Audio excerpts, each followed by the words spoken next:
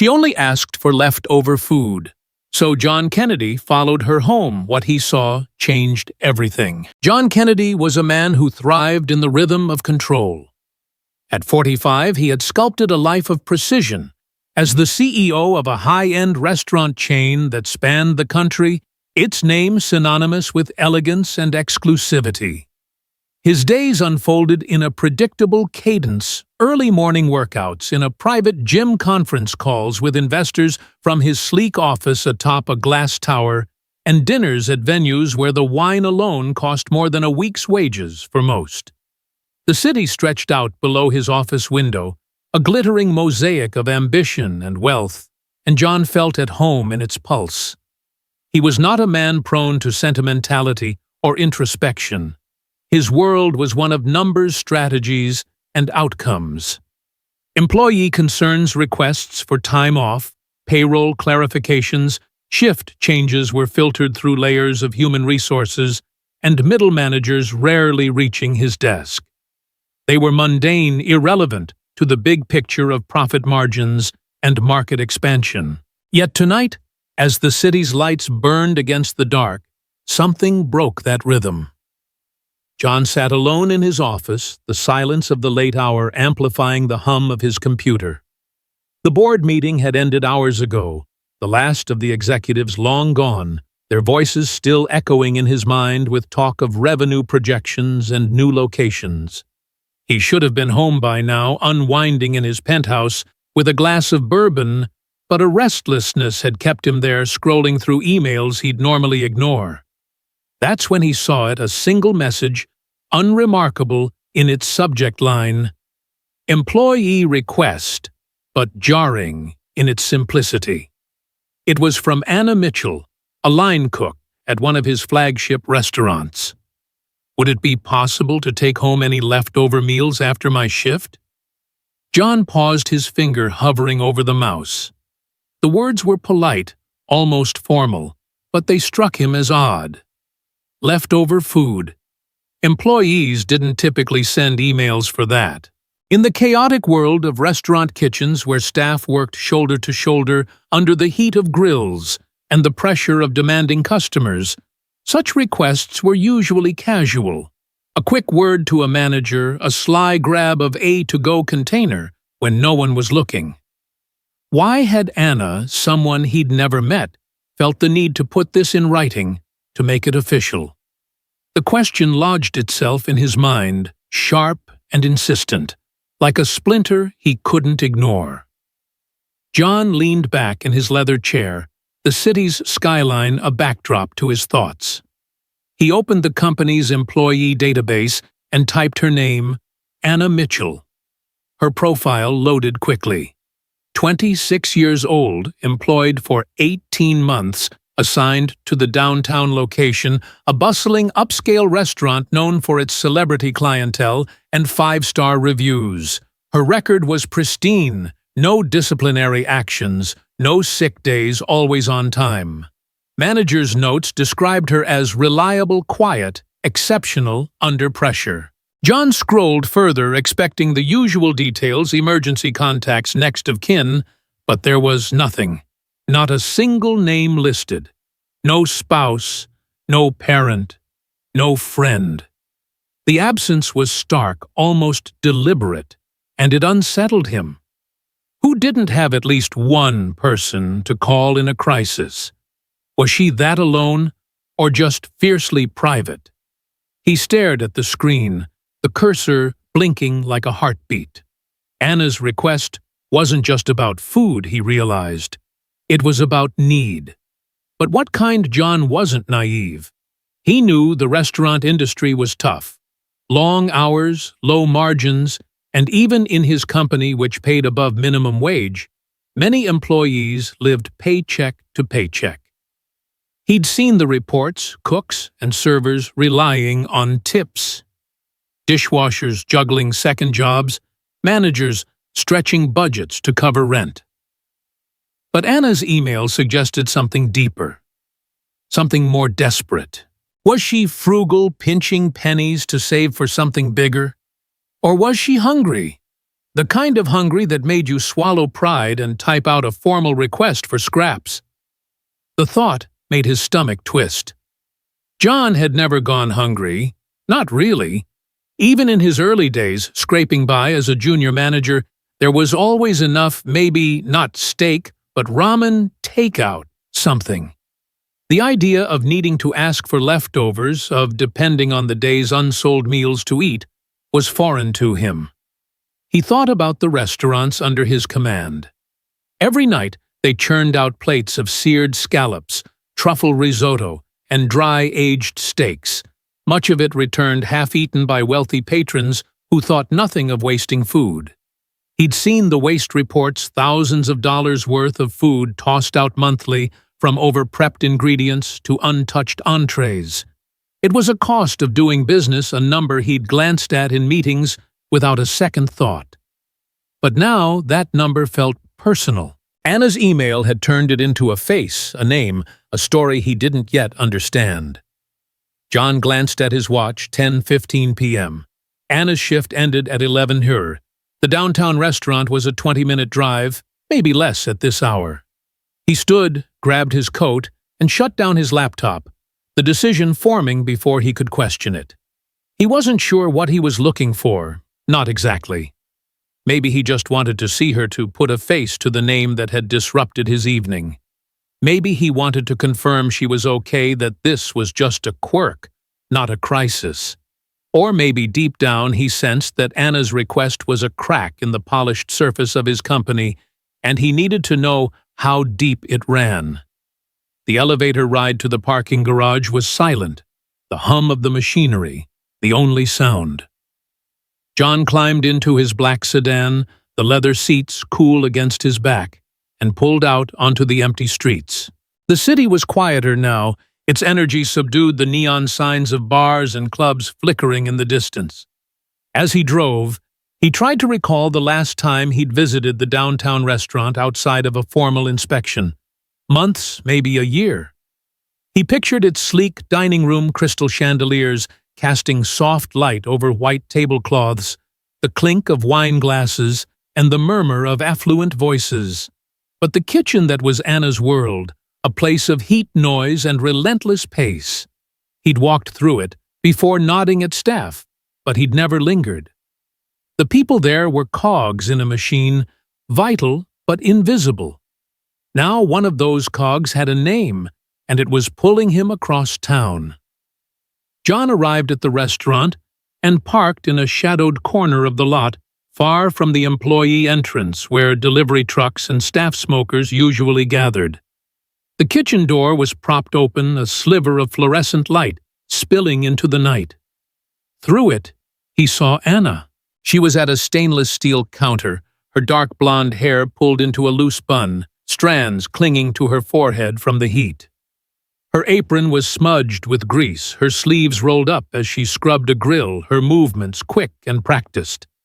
She looked younger than 26, her face unlined but tired, her eyes focused on the task. A manager, a stocky man in a black polo, passed by and handed her a brown paper bag. Anna nodded her lips, curving into a small, polite smile, and tucked the bag under her arm. John watched his breath shallow. That was it, the food she'd asked for. She didn't open it, didn't check its contents, just accepted it, like it was part of her routine. The manager said something too quiet for John to hear, and Anna laughed softly, the sound brief but genuine. Then she untied her apron, folded it with care, and hung it on a hook. She grabbed a worn backpack from a locker, its straps frayed, and slung it over her shoulder. With the bag of food in one hand, she stepped out into the night, her figure small against the vastness of the parking lot. John's hands tightened on the steering wheel.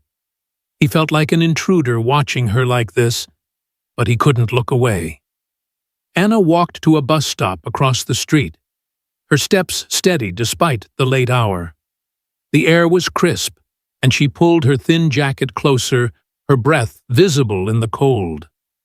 John noticed her shoes, sneakers scuffed and faded, the kind that had seen too many miles. She stood under a flickering streetlight, arms crossed, shifting her weight from one foot to the other. The bus was late. John glanced at his dashboard, 11:05 p.m. Anna's shift was over, but her night wasn't. He thought about his own evenings, chauffeured rides home, a glass of wine, waiting abed with sheets that cost more than her monthly rent. The contrast was stark, and it made him uneasy. He'd never taken a bus, not since college, and even then, it was a choice, not a necessity. For Anna, it was clearly the only option. When the bus finally arrived, its headlights cutting through the dark, Anna climbed aboard, barely glancing up. John waited a moment, then eased his car onto the road, following at a distance. He kept his headlights low, careful not to draw attention. The bus wound through the city, its route a map of contrasts. It passed the gleaming towers of downtown, where John's office sat, and the trendy neighborhoods with their artisanal coffee shops and boutique stores. But as the minutes ticked by, the scenery changed. The lights grew sparse, the buildings older, their facades cracked and faded. Storefronts became pawn shops, check-cashing joints, and liquor stores with bars on the windows. The streets were emptier now, the occasional figure hurrying along the sidewalk, head down. John's sedan, with its polished exterior and soft purr, felt out of place, a visitor from another world. He checked the time, 11:45 p.m. The bus had been moving for nearly 40 minutes, and Anna still hadn't gotten off. Where was she going? The further they went, the more unfamiliar the streets became. Chain-link fences replaced manicured hedges, and vacant lots dotted with trash stood where parks might have been. John's GPS was useless here. This wasn't a part of the city he knew. He felt a pang of guilt, not just for following Anna, but for how little he understood the lives of the people who worked for him. His restaurants served the elite, but they were staffed by people like Anna, people who lived in places like this. Finally, the bus slowed its brakes, hissing as it pulled to a stop in a rundown neighborhood. Anna stepped off the paper bag still in her hand, her backpack bouncing lightly against her back. She walked with purpose, her stride quick, but not rushed, as if she knew the route by heart. John parked a block away, his car half hidden behind a rusted van. He watched as Anna turned into a courtyard, surrounded by a cluster of low-rise apartment buildings, their brick walls stained with age. The area wasn't dangerous, not exactly, but it was rough graffiti on the walls, a broken streetlight casting long shadows. Anna approached a faded door on the ground floor, fishing a key from her pocket. She unlocked it, and a faint light flickered on inside, spilling through thin, tattered curtains. John exhaled his breath, fogging the windshield. He hadn't expected this. An apartment, yes, but not this. A place that looked one step above abandonment. Whatever was behind that door, it wasn't the life he'd imagined for one of his employees. His fingers twitched, itching to start the car and drive away to retreat to the comfort of his own world. But he stayed rooted by a feeling he couldn't name. Anna's silhouette moved inside, and John leaned forward, his eyes straining to see more. He wasn't sure what he was looking for, but he knew one thing: whatever he found, it would change everything. John Kennedy sat motionless in his car, the engine long since silenced the cold of the night seeping through the windows. The apartment building Anna Mitchell had entered loomed before him, its weathered brick facade a stark contrast to the polished world he inhabited. The courtyard was quiet, save for the occasional rustle of leaves skittering across the cracked pavement. A single streetlight buzzed overhead, its weak glow casting long, jagged shadows that seemed to swallow the edges of the scene. John's breath fogged briefly in the chilled air, and he pulled his coat tighter, though the discomfort he felt had little to do with the temperature. He was out of place here, a stranger in a world that felt both foreign and uncomfortably real. The faded door Anna had disappeared through was now closed, but a faint light glowed from within, seeping through the thin, tattered curtains. It was a weak light flickering like a candle struggling against a draft, and it drew his eyes like a beacon. He shouldn't be here. He knew that. Following an employee home, watching her from a distance, it was invasive, a breach of boundaries he'd never crossed before.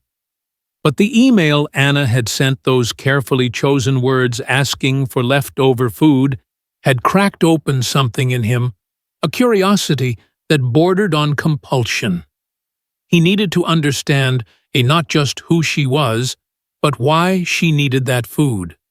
Why she lived in a place like this. Why her employee file listed no one to call in an emergency. John leaned forward, his hands still gripping the steering wheel, though the car hadn't moved in nearly an hour. Through the window he could see the outline of Anna's apartment, a ground-floor unit that looked barely larger than a single room. The walls were stained with age, the paint peeling in long, curling strips. The window frame was rusted, and the glass was smudged as if no one had bothered to clean it in years. Inside, Anna moved with the same quiet efficiency he'd seen in the restaurant kitchen, setting the paper bag of leftovers on a small chipped table that wobbled under its weight. The space was cramped, cluttered with the kind of mismatched furniture that spoke of necessity rather than choice. A sagging couch with frayed upholstery, a coffee table scarred with water rings, a single overhead bulb that cast harsh, unforgiving light. There were no decorations, no framed photos, or colorful throws to soften the room's edges. It was a place stripped to its essentials, a space for survival, not living. Then, movement. Two small figures emerged from the shadows, their steps quick and eager. A boy, maybe 10, with messy brown hair and a too large sweatshirt, and a girl around 8, her braids loose and uneven. They ran to Anna, their arms wrapping around her waist in a hug that seemed to melt the tension from her shoulders. She knelt to their level, her face softening into a smile that was both tired and radiant, and she ruffled their hair, saying something John couldn't hear. The children weren't hers. He did the math quickly. They were too young to be her kids, but the way they clung to her, the way she held them close, suggested a bond deeper than friendship. Siblings, he guessed, or maybe cousins. A moment later, another figure appeared, moving slowly, almost hesitantly. An older woman, her hair a mix of gray and white, shuffled into the light, leaning heavily on a cane. Her face was lined with exhaustion, her eyes sunken, and her hands trembled slightly as she steadied herself against the table. Anna was at her side in an instant, guiding her to a worn armchair with a gentleness that made John's throat tighten. This was her mother, he realized, or perhaps a grandmother, someone whose health was failing, whose presence explained the weight Anna carried. The scene unfolded like a play, each moment revealing more of a story John hadn't been prepared to witness. Anna opened the paper bag and began unpacking the food containers of pasta. A few dinner rolls, some grilled vegetables, the kind of leftovers that would have been tossed out at the restaurant without a second thought. She divided it carefully onto 3 plates, her movements deliberate, ensuring each portion was equal. She set a plate in front of the boy, who grinned and grabbed a fork, and another for the girl, who clapped her hands in excitement. The older woman received hers last, and Anna adjusted the plate so it was within easy reach, murmuring something that made the woman nod weakly. John watched, waiting for Anna to take her own plate to sit and eat with them, but she didn't. Instead, she pulled a chair close to the table, poured herself a glass of water, and sat with her hands folded, her eyes on her family. She smiled as the kids ate, nodding at their chatter, but her plate remained empty. John's stomach twisted. She wasn't eating. She was pretending, moving her fork, sipping her water, laughing at the boy's story about a school prank, but her eyes betrayed her. They were heavy-shadowed, the kind of tired that came from more than just a long shift. The girl noticed her small brow furrowing. "Anna." "Aren't you hungry?" she asked, her voice high and clear.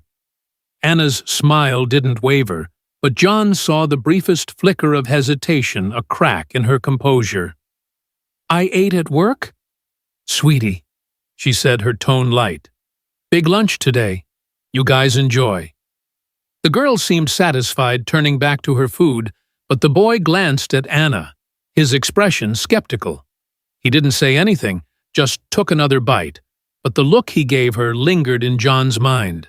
It was the look of someone who knew the truth, who had seen this act before. John felt a wave of nausea. This wasn't a one-off, a bad day where Anna skipped a meal. This was a pattern, a sacrifice she made regularly, maybe daily, to ensure the others had enough. He thought of the restaurant's walk-in fridge stocked with fresh produce, prime cuts of meat ingredients she'd handled for hours but couldn't afford to eat. He thought of the bins out back, filled with food deemed unservable because it sat too long under a heat lamp. Food that could have fed her siblings, her mother. The waste was staggering, and he'd never questioned it. Not until now. Inside the apartment revealed more of Anna's life in quiet, devastating details. A stack of medical bills sat on the counter, their edges curled, some stamped with red, past-due warnings.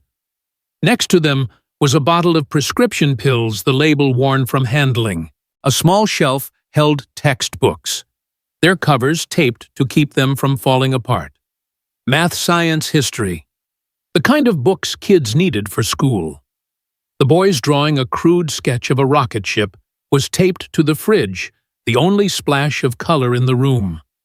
And in a corner, barely noticeable, was a thin mattress, no thicker than a yoga mat, with a single blanket folded neatly at one end. That was Anna's bed. After standing for hours in a sweltering kitchen, after cooking meals for strangers who tipped in hundreds, this was where she slept. John's mind reeled, pulling him back to his own life.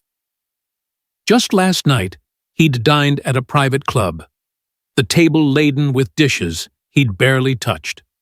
Oysters, filet mignon, a dessert he couldn't even name. The bill had been obscene, and he'd signed it without a glance. His penthouse had a guest room he never used, a closet full of tailored suits, a fridge stocked with imported cheeses and craft beers. He'd never thought twice about any of it. But now, watching Anna sit at that wobbly table pretending to eat so her family wouldn't worry, he felt a weight settle in his chest, heavy and unyielding. It wasn't just guilt. It was shame. The kids finished their meals, their plates nearly clean, and Anna cleared the table, her movements automatic. She helped her mother to the armchair, adjusting a threadbare blanket over her lap.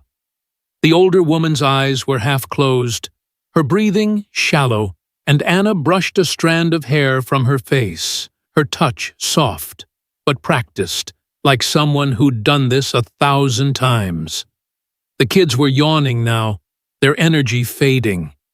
The boy grabbed his drawing, showing it to Anna with a proud grin, and she laughed, her voice warm, despite the exhaustion etched into her features.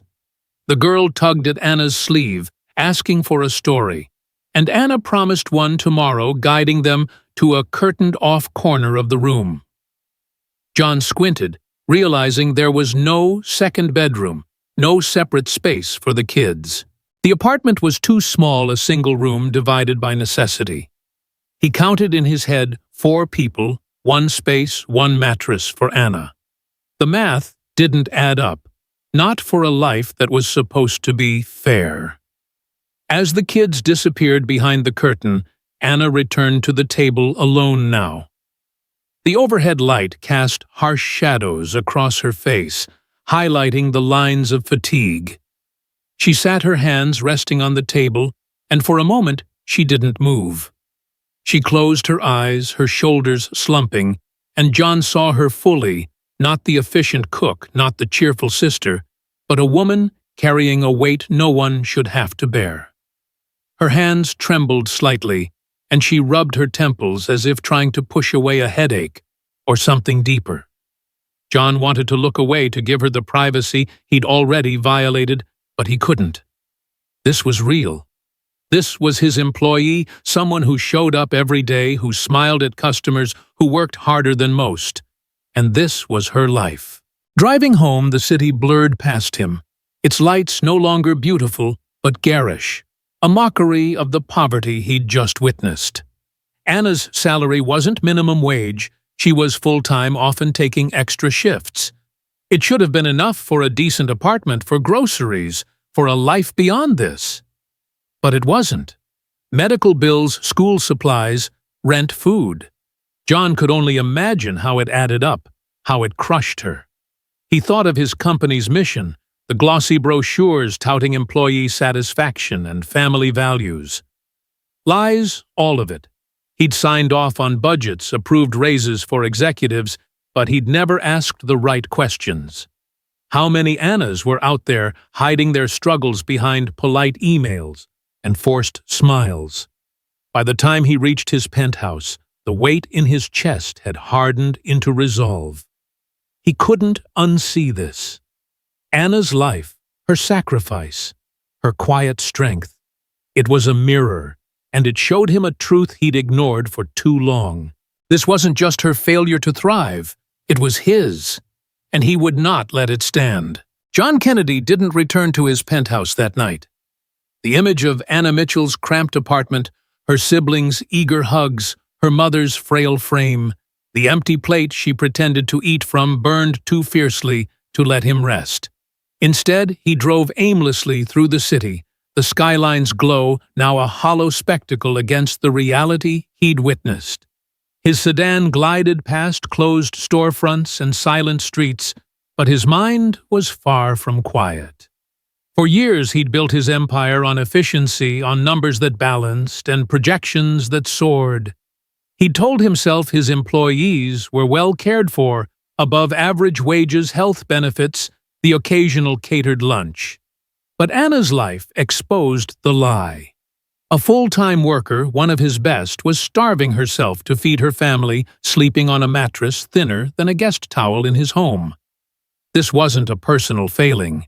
It was a systemic one, and he was at the helm.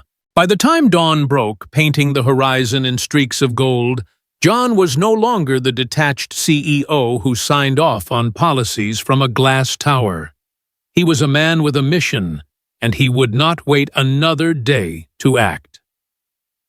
At 6:00 a.m., he dialed his head of operations, David Reese, his voice cutting through the groggy response on the other end. Emergency meeting, 8:00 a.m. Bring HR finance and the regional managers. No excuses. David stammered, asking for context, but John hung up. This wasn't a discussion, it was a reckoning. He arrived at the office before the first employees, his suit crisp, but his eyes bloodshot from the sleepless night. The boardroom, with its polished mahogany table and floor-to-ceiling windows, felt sterile, a monument to decisions that had ignored people like Anna. As the team filed in, their faces a mix of confusion and apprehension, John stood at the head of the table, his presence commanding silence. He didn't mention Anna by name. Her story was hers to keep, but he painted a picture that left no room for misunderstanding. One of our employees, a full-time worker, can't afford to eat. He began, his voice low but unyielding. She works double shifts, never misses a day, and comes home to a family she can barely feed. She sleeps on the floor. This is happening under our watch in a company that claims to value its people. The room was still, the air heavy with the weight of his words. He saw the CFO Ellen Carter shift in her seat, her pen poised over a notepad. David's eyes darted to the floor. John pressed on. We throw out thousands of dollars in food every night. We pay executives bonuses that could cover her rent for a year. We talk about employee satisfaction, while people like her are invisible. That ends today. He outlined 3 immediate changes, each delivered with the precision of a man who'd spent the night mapping out a war. First, food waste. Every restaurant would implement a daily program to package and distribute leftovers to employees. No questions asked, no stigma attached. Second, wages. He ordered a comprehensive review of every full-time employee's pay, with raises prioritized for those at the bottom of the scale. No one, working 40 hours a week for us, should choose between groceries and rent, he said, his gaze sweeping the room. Third, an emergency assistance fund. Employees facing medical bills, evictions, or other crises could apply for grants funded directly from the corporate budget. Ellen raised a hand, her voice cautious. "John, these are bold, but the costs reallocating food, raising wages, setting up a fund, it could strain our margins. We're already stretched with the new locations." John's eyes narrowed. "We spent $3 million on a marketing campaign last quarter to refresh our brand. We flew 50 executives to a retreat in Aspen. Don't talk to me about costs. This is about priorities." He pulled up a slide on the projector data he'd compiled in the early hours, studies showing that higher wages reduced turnover, that engaged employees boosted customer satisfaction, that companies with strong welfare programs saw long-term gains. "This isn't charity," he said. "It's investment. And if you can't see that you're in the wrong room." The meeting stretched into noon, with teams dispatched to draft policies and timelines. John didn't sit. He paced, fielding questions, shutting down objections. By the time they adjourned, the framework was in place. Food distribution would start that week, wage reviews within a month, and the emergency fund would launch by quarter's end. But John wasn't done. He called Anna's restaurant manager, a no-nonsense woman named Carla, and arranged a discreet meeting. At 2:00 p.m., Anna walked into Carla's office, her apron still tied from the lunch rush, her expression wary. John was there, standing by the desk, an envelope in his hand. "Anna," he said, his voice softer than in the boardroom, "I need you to know you're valued here." He handed her the envelope. Inside was a letter detailing a 30% raise effective immediately enough to cover a better apartment, her mother's medications, her siblings' school needs. It also included a grant from the new emergency fund to help her family relocate. Anna's hands shook as she read it, her eyes scanning the words as if they might disappear. I can't accept this," she whispered, her voice breaking. "It's too much." John shook his head. "It's not enough.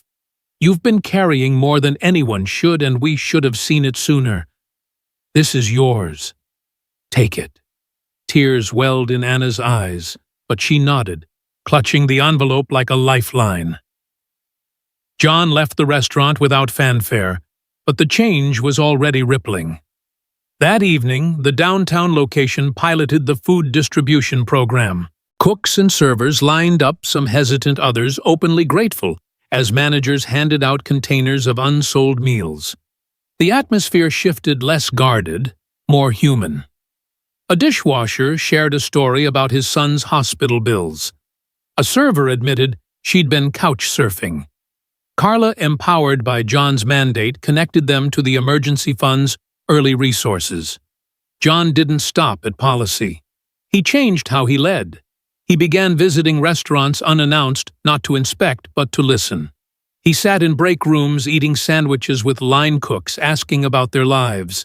He remembered names, learned stories: Miguel, a prep cook, with dreams of culinary school; Sarah, a hostess, saving for her daughter's college. He launched monthly town halls, open forums, where employees could pitch ideas. A busboy suggested a mentorship program for young staff. A bartender proposed free financial literacy workshops. John greenlit them all, redirecting funds from corporate perks to employee programs. Months later, the company felt different. Turnover dropped, customer reviews climbed, and the restaurants buzzed with a camaraderie that hadn't existed before. Anna's life transformed too. With her raise and grant, she moved her family to a modest two-bedroom apartment in a safer neighborhood. Her mother's health stabilized with regular doctor visits, her siblings joined after-school clubs, their laughter filling the new space. Anna ate full meals now, her face brighter, her steps lighter. She still worked hard, but the weight of survival no longer crushed her. John stood in his office one evening, the city skyline sprawling before him. He was still a CEO, still driven by results, but he saw the world differently now. Anna's story had been a spark, igniting a fire he couldn't extinguish. He'd started this journey to fix one wrong, but it had become something bigger, a commitment to see, to act, to lead with purpose. He thought of the employees he'd met, their dreams and struggles, and knew this was just the beginning. Look around you, he thought, the words forming like a vow. Who's struggling in silence? A colleague, a friend, a stranger. If you can help, even in the smallest way, don't wait. Do it now.